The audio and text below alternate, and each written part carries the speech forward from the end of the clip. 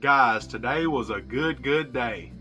When I stepped on that scale this morning, I am 50, I repeat, 50 pounds down. So the other day, I posted that video of the 2-month update, and that video, in my eyes, it's gone viral. Even though it's not technically viral, there's been so many people to comment and so many people to like, and I've gained, I haven't checked recently, but earlier I'm getting close to 1,200 subscribers, and I just started this YouTube channel like a week and a half ago.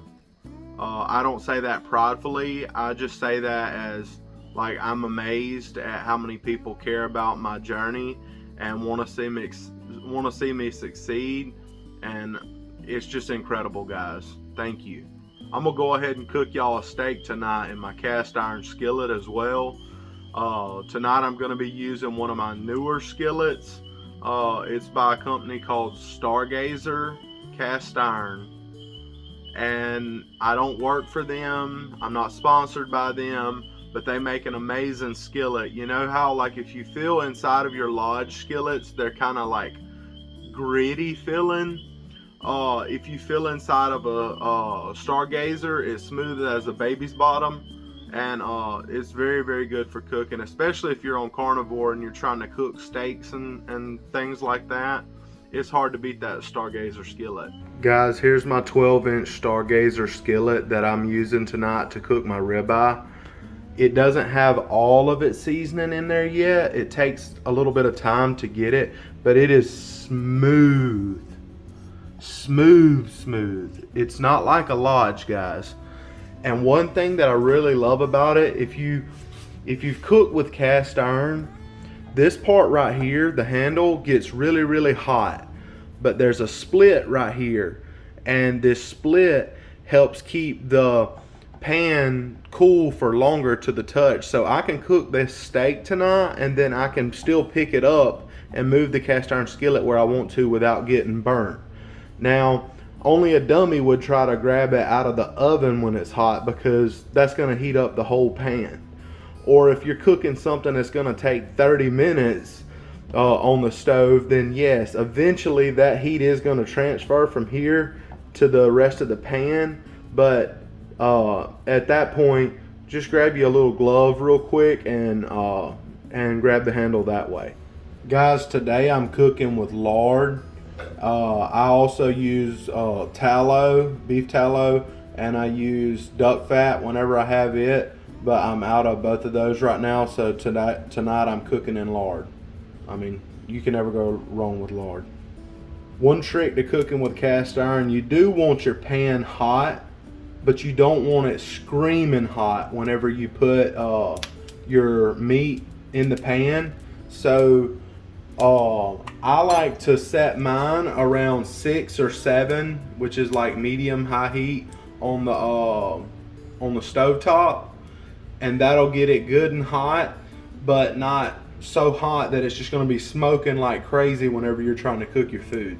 So all I have here is a 1.2 pound cowboy ribeye. It's bone in. I'm going to season it up real quick.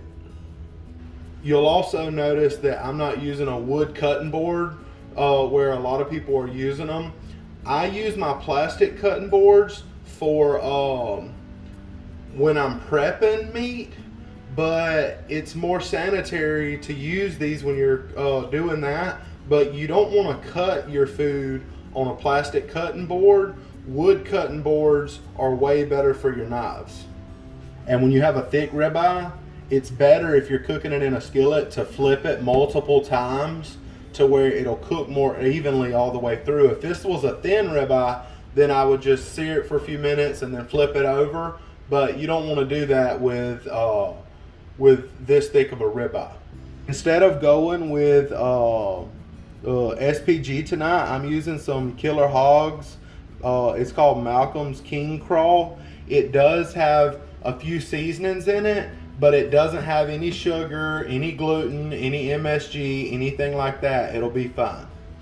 I like to season my steak very liberally. And always, always season the sides. See, you're gonna think that's way too much seasoning. This is a thick steak, it can handle it. If this was a very, very thin steak, I would put a little bit less seasoning than that, but I love seasoning. Don't be scared to season your meat, guys. If you have a nice piece of cast iron, it's best not to do what Granny always did. She would use forks and stuff to dig around in the pan doing stuff, but it puts dings and scratches inside of your skillet, and you don't want that. Especially if you're a cast iron collector. Let's put this steak on. So it's gonna get a good sear, but it's not gonna be way too much. Another thing that helps whenever you have a thick steak like this is to go ahead and put you a glass lid on top of there. It'll hold that heat in the pan and kind of just help it cook more evenly. Don't get stuck on trying to time when your steak's gonna be done. Now, because you're not always going to cook the same exact size steak. They all cook a little different. You use a thermometer. I have a thermopin. It'll get you where you want to be every time. Nothing beats a thermopin, guys. Check it one more time. This seasoning puts a little bit more char on it than I like. But it'll be fine. Don't sweat it, guys. Don't sweat it. I think that steak will be pretty good. What you think, guys? The most important part about a steak, guys, is to let it rest a few minutes after it's done cooking. You can ruin a steak if you just pull it right off and start cutting into it, because all the juices is just going to run out. If you didn't know that already, you know it now. I'm going to cut right down the middle, guys. See what we look like. Can you see that? I think it looks all right. This steak is incredible, guys. I wish you were here.